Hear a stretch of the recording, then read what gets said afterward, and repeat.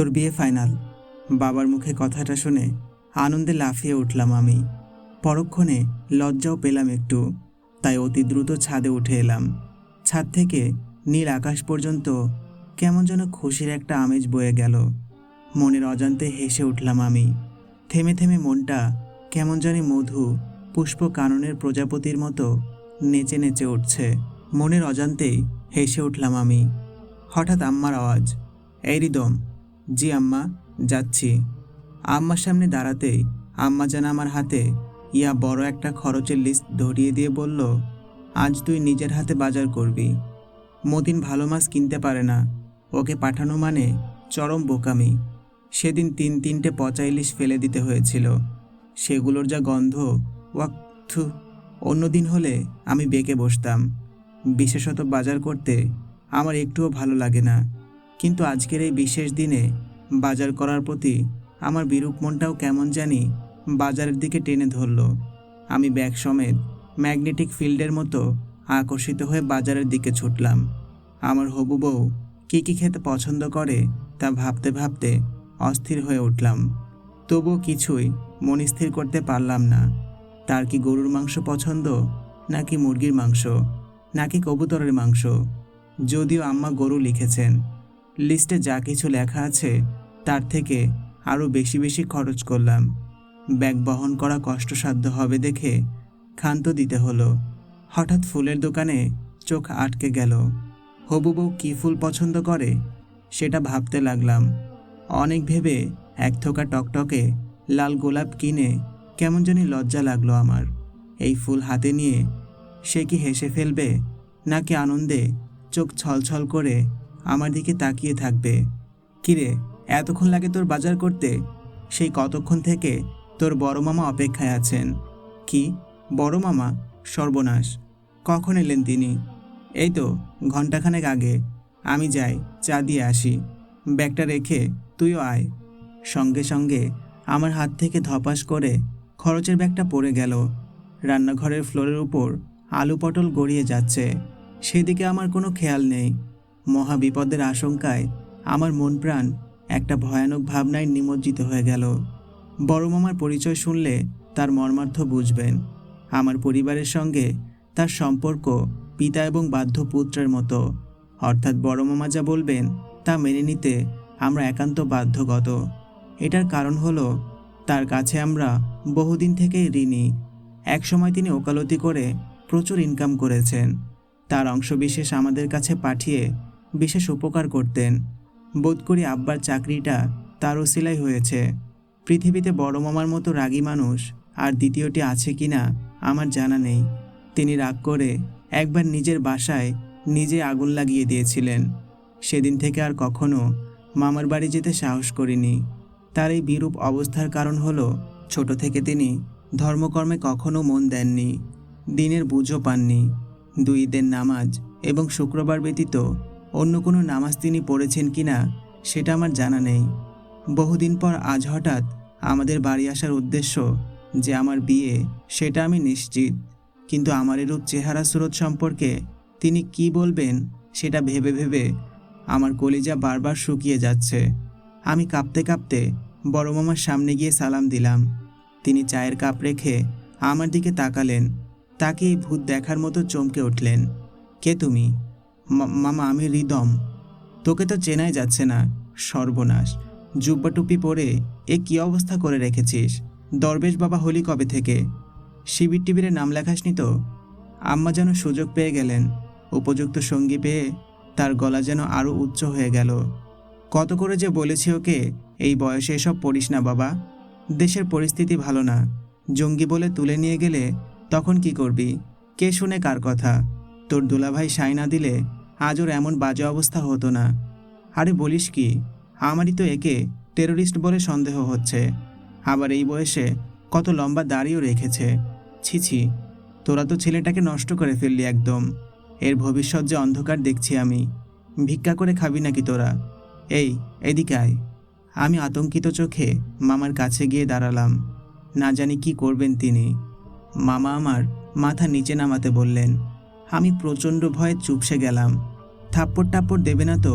ভয়ে ভয়ে মাথাটা নিচে নামাতেই তিনি টুপি খুলে নিলেন, হাতে কিছু টাকা দিয়ে বললেন, যা ক্লিন শেভ করে আয়, এরপর তোর বিয়ের আলোচনা করব। তোর বিয়ের কথা শুনেই চলে এলাম। শুনলাম মেয়েও নাকি বস্তা পরে বেড়ায়। আমার চোখে পানি আসি আসি করছে।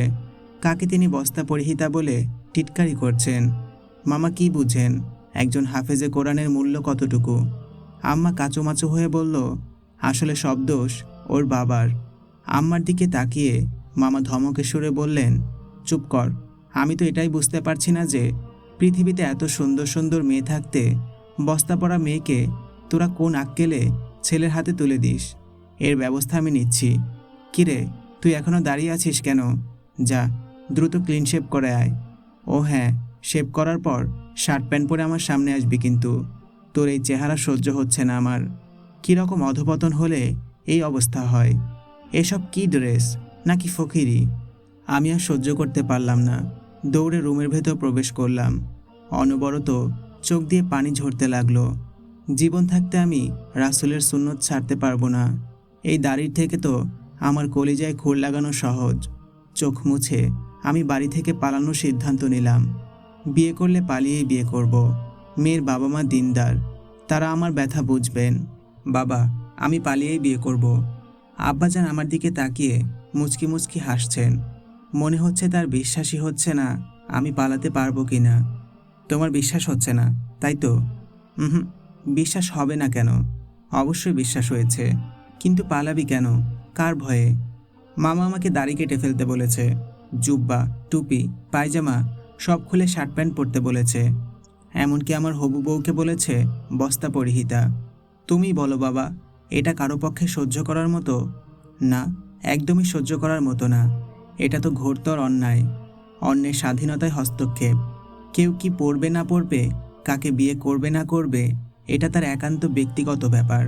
এখানে নাক গলানোর অধিকার কারও নেই। এখন আমি কি করব তুমিই বলো। পালিয়ে যাওয়া ছাড়া আর কি কোনো উপায় আছে? আছে, একটা উপায় আছে।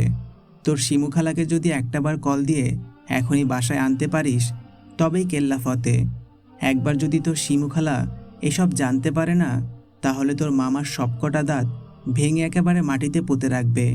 তোর শিমু খালাকে তো চিনিসই। একেই বলে set of thief. Set A thief to catch a thief.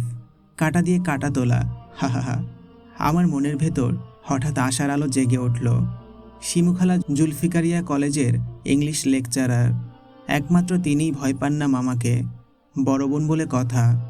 একবার তো রিক্সাওয়ালার সাথে মামা বেয়াদবি করায় সবার সামনে মামাকে একেবারে কানে ধরিয়ে উঠবস করিয়েছেন, গুনে গুনে 9 বার।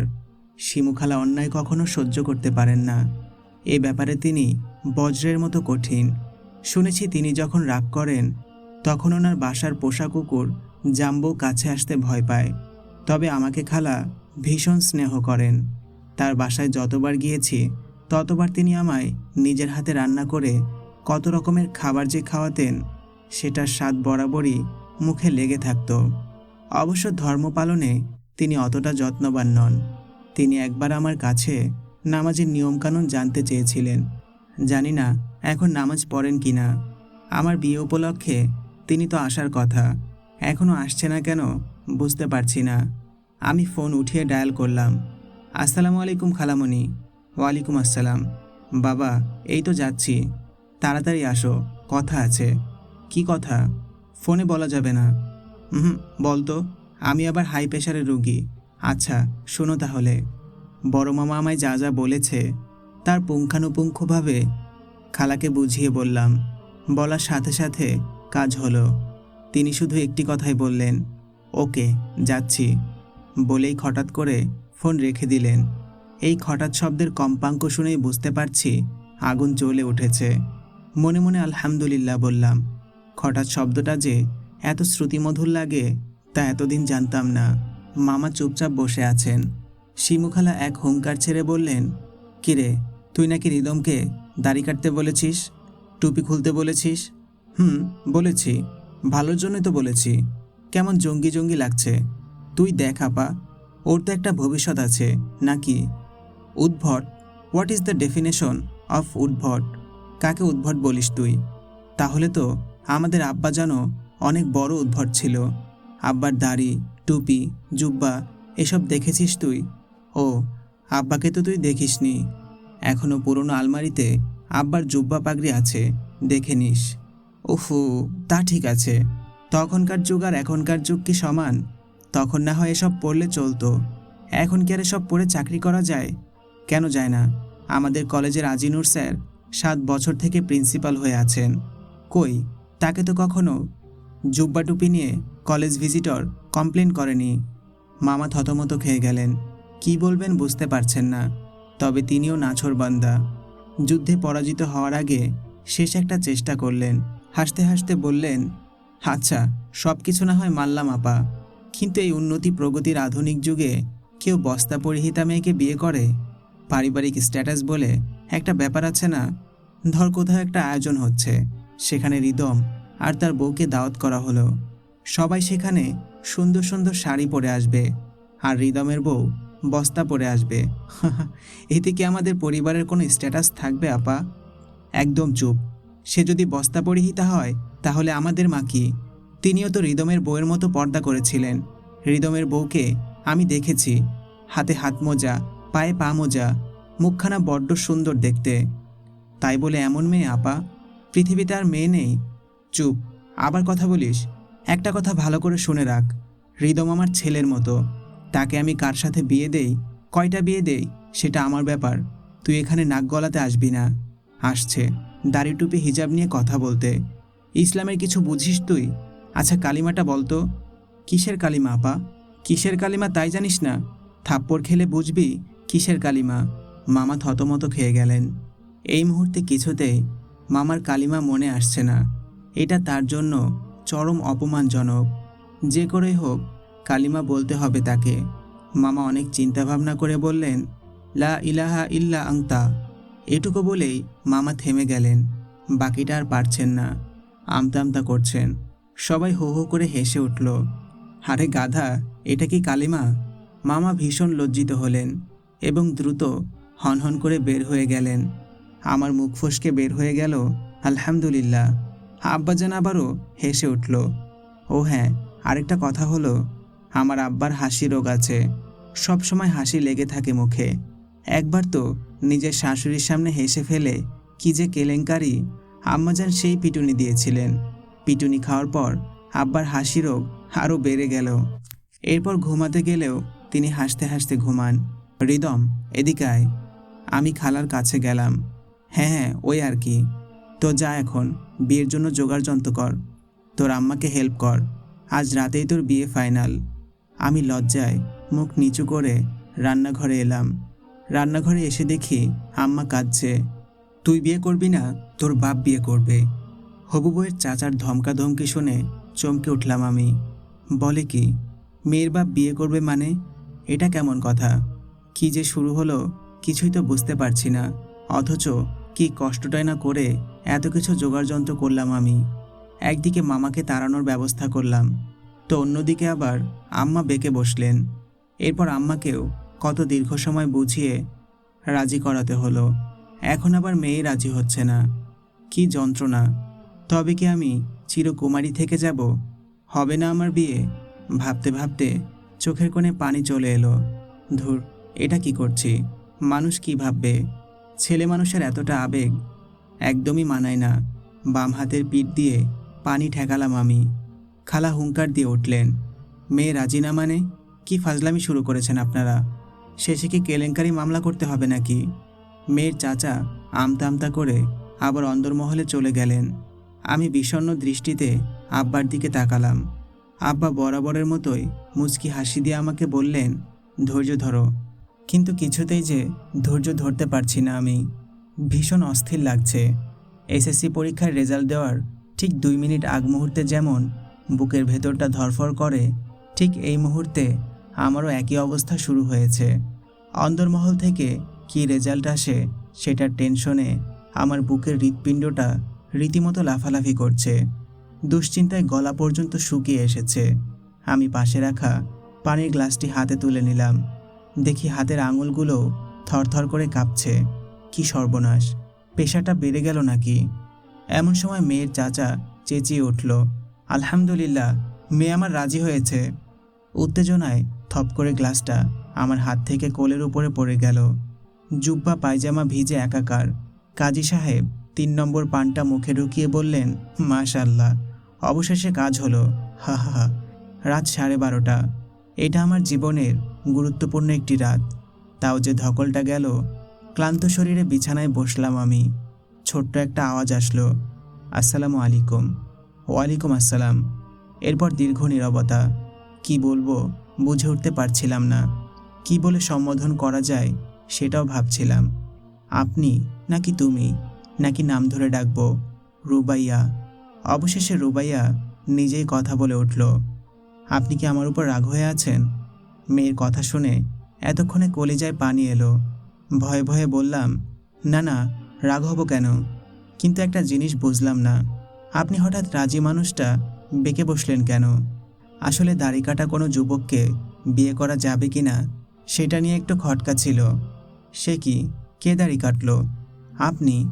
আমি দাড়িতে হাত বুলালাম। না, দাড়ি তো ঠিকই আছে। কিছুক্ষণ পরে বুঝলাম বিষয়টা। আমার দাড়ি তো ছোট। আমি মুচকি হেসে বললাম, আসলে আমার দাড়ি হয় না ভালো করে। যেটুকু হয়েছে সেটুকু হয়তো আপনি দেখতে পারেননি।